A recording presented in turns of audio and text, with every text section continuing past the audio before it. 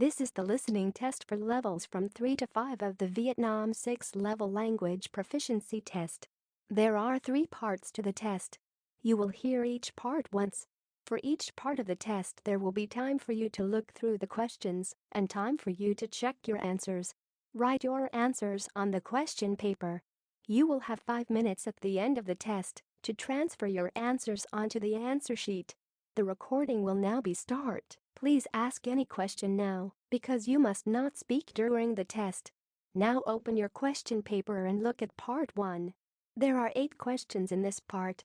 For each question there are 4 options and a short recording. For each question, choose the correct answer A, B, C or D. You now have 45 seconds to look through the questions and the options in each question.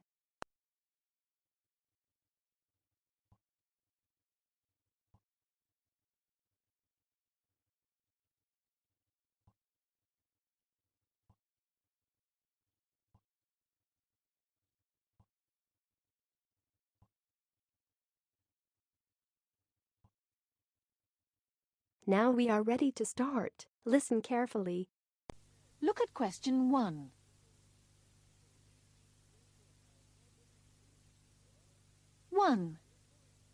What have they forgotten? I've got the passports here. And the tickets are in my bag. What about the camera? Oh no! I've left it at home. And I really wanted to take some holiday photos.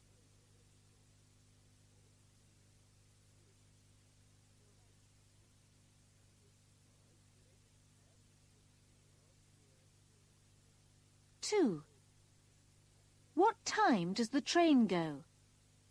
Hurry up, we'll be late. What time does the train go? At 6:15. We've got to leave in 10 minutes. I'm nearly ready.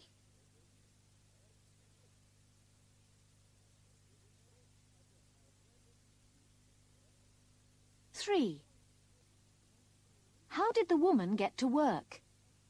Oh, the traffic's terrible today. Yes, it took me 40 minutes by bus. Well, I drove and it took me an hour. An hour? It's probably quicker by bicycle.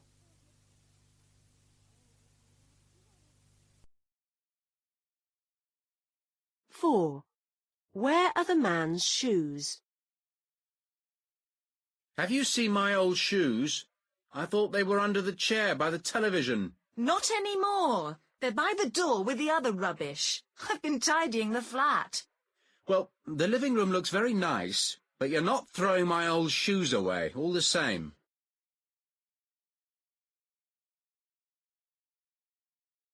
5. What will Paul get at the shop? Right, now what do we need for this sauce so Paul can get it for me? Let me see. Onions, tomatoes, 1 red pepper, mushrooms and 2 carrots. So, what have I got? Onions, I've always got those. Tomatoes, yes. Red pepper, no, I'll need one of those.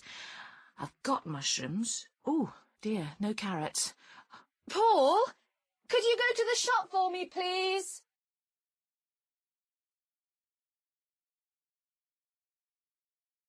6.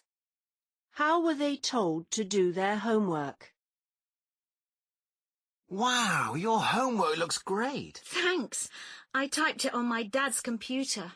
But didn't Mrs. Smith tell us we had to write it in our books? Oh, no, you're right. Oh, what am I going to do now?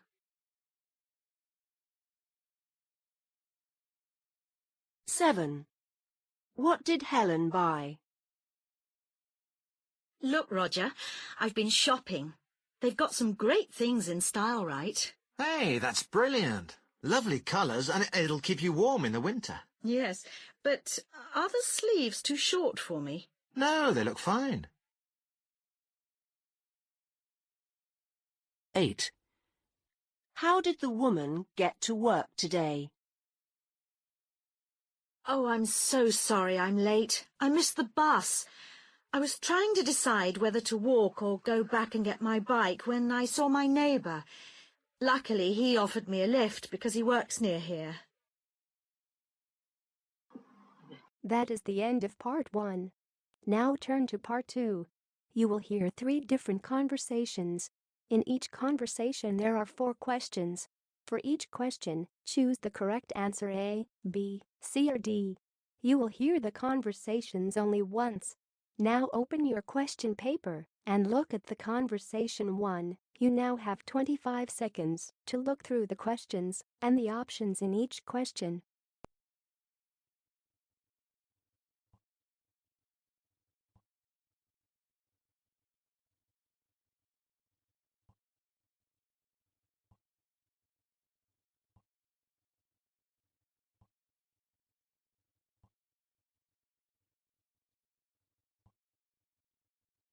Now we are ready to start. Listen carefully.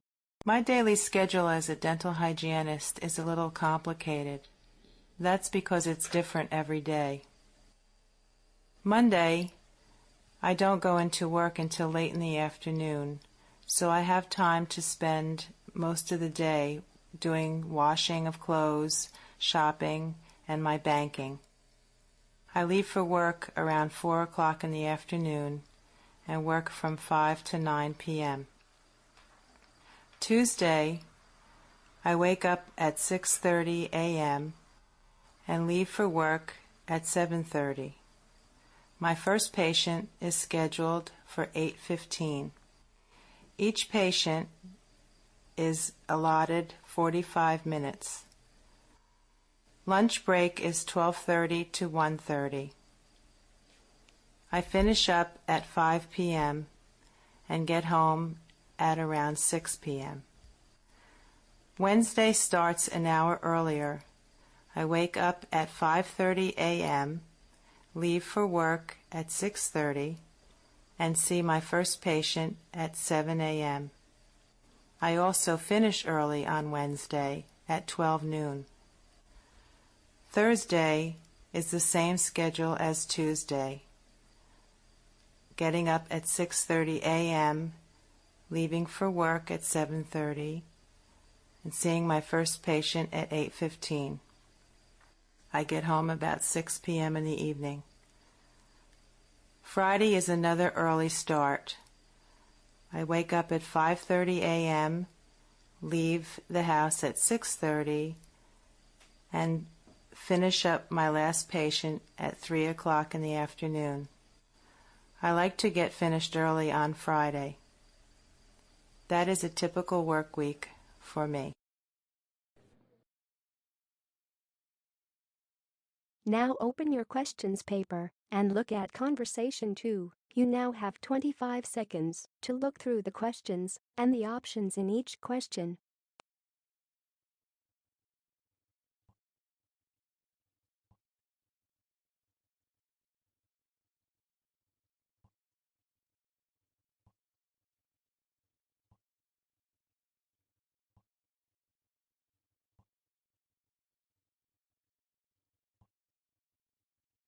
Now we are ready to start. Listen carefully.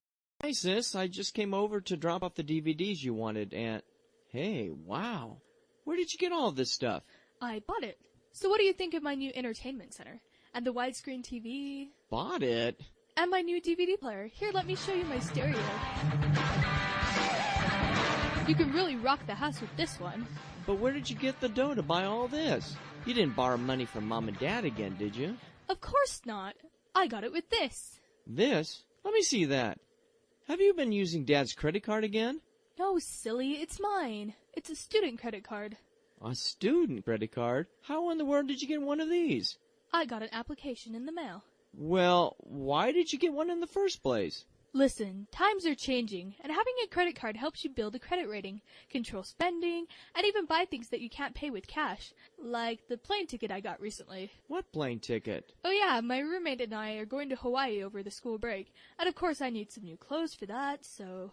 I don't want to hear it. How does having a student credit card control spending? It sounds like you've spent yourself into a hole. Anyway, student credit cards just lead to impulse spending, as I can see here. And the interest rates of student credit cards are usually sky high, and if you miss a payment, the rates Well, just jump. The credit card has a credit limit. Of $20,000? No, not quite that high. Anyway. I've heard enough.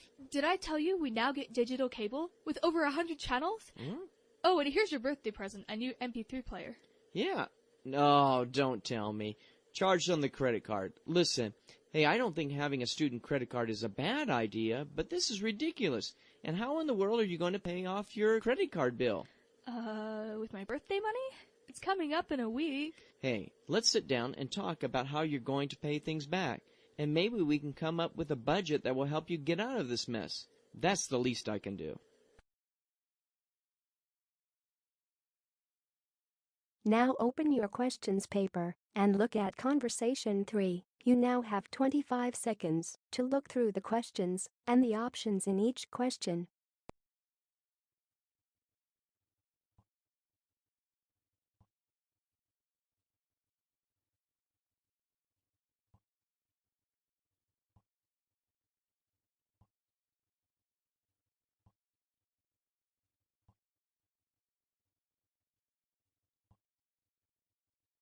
Now we are ready to start. Listen carefully. Hi, welcome to Joe's Hamburger Restaurant, Hi. home of the 1 pound super deluxe hot and spicy cheeseburger. Will this be for here or to go? To go. Okay, what would you like today? Would you like to try the 1 pound super hot and spicy cheeseburger? I don't think so. I'd probably have heartburn for a week after downing that monster. Well, it's our house special this week, and it comes with fries and a large specialty drink called Everything But the Kitchen Sink. A what? Everything but the kitchen sink? What in the world is that? Well, it's a little mix of everything in a large cup. Pepsi, Sprite, Fanta Orange, and lemonade with crushed ice and a scoop of ice cream. Now that sounds disgusting. Hey, it'll grow on you. Nah, I think I'll just order a hamburger with some mustard and lettuce and a glass of water. Boring.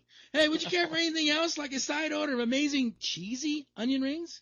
No, thank you. Onion rings usually don't agree with me. Okay, your total comes to $10.90. $10.90? For just a hamburger? You gotta be kidding.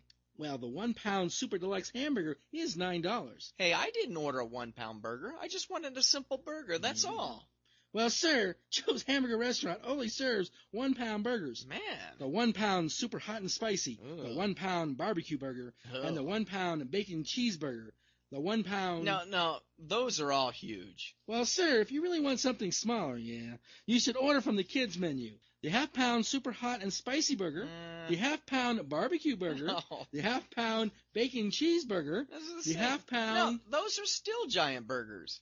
Well, in these parts, we are hearty eaters. Okay, but you said my total was $10.90, but the burger only comes to $10. What about the other 90 cents? Well, sir, we only serve natural spring water from yonder hills. Okay.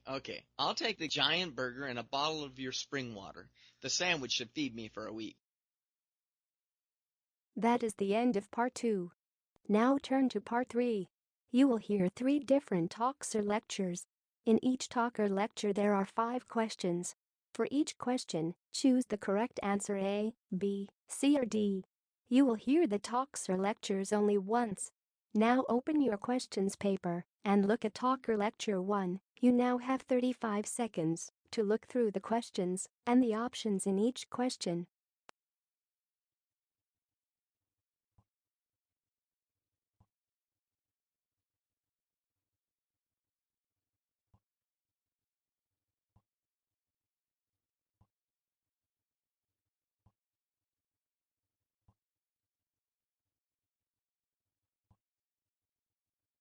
Now we are ready to start. Listen carefully. Hello everyone. My name's Sandy Duffy, and I'm here to tell you about my career as a video game writer.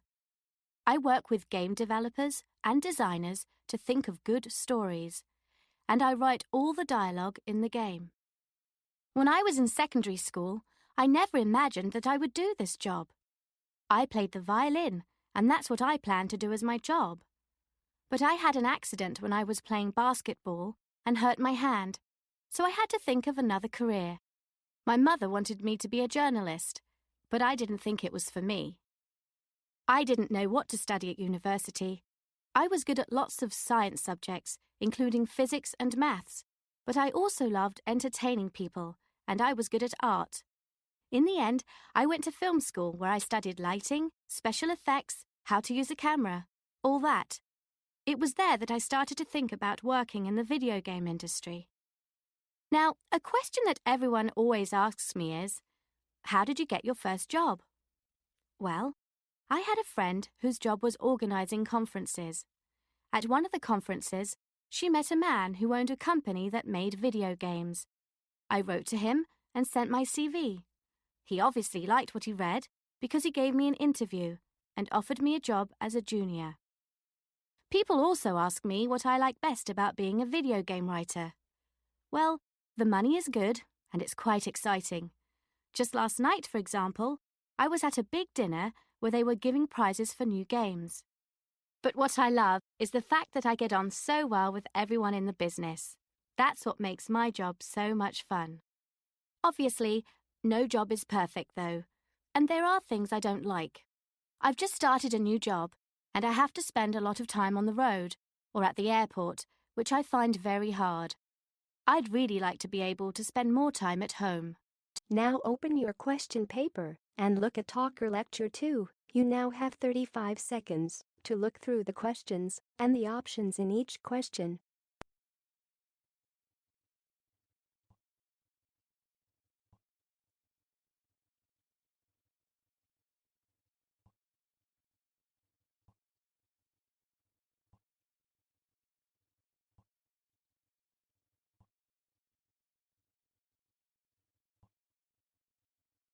Now we are ready to start. Listen carefully. Do you want to take part in a trip of a lifetime? Then join Go for Health India. This amazing 5-day trek will take you through one of the world's most beautiful mountain ranges, the Indian Himalayas. You will also be helping raise vital funds for our charity, which aims to promote healthcare all over the world. The trip starts in the city of Delhi, where you will have the chance to see one of the charity's healthcare projects in action. The following day, we set off on our incredible journey into the mountains. During the trek, you will pass colourful towns and villages and enjoy the most magnificent mountain views. You will experience all this before you even reach the peak of our trek to see the stunning Dhauladhar mountain range. Once at the top, you can climb even higher if you want to and experience walking on a glacier to reach Lars Cave. You will soon know what it feels like to be on top of the world. And on the way down, you will be able to admire the wonderful views across the valley. To join Go for Health India, all you need to do is pay an entry fee of £250. You also need to promise to raise a minimum of £2,500 before the start of the trip. Fundraising is part of the challenge, but don't worry, our fundraising team is on hand to help you. Once you have signed up, you will receive an information pack. This includes details of the trek as well as the work of the charity. It also contains useful tips and advice on fundraising, and you will also get a charity cap to wear with pride. You will also receive a full training guide, which will help you reach a reasonable level of fitness. Our top training tips will definitely improve your physical ability so that you can get the most out of the trek. The cost of the trip includes your flights, accommodation, food, tour guides, and medical support. However, please note that airport tax is not included. You will have to meet this additional cost yourself. Dates for this year's Go for Health India are the 3rd to the 13th of November. Visit our website www.goforhealth.uk and sign up today. Now open your question paper and look at Talker Lecture 3. You now have 35 seconds to look through the questions and the options in each question.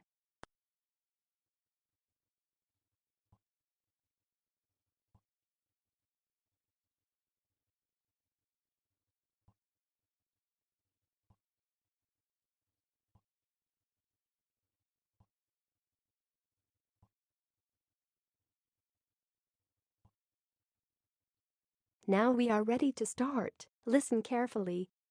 Here in India, people bought around 1.5 million new cars. This will probably go up to 3 million a year in the next few years. That's how the Indian economy is changing. Many Indians in the big cities are richer than ever, and they want to spend money on new products. However, most of the money is still in the big cities.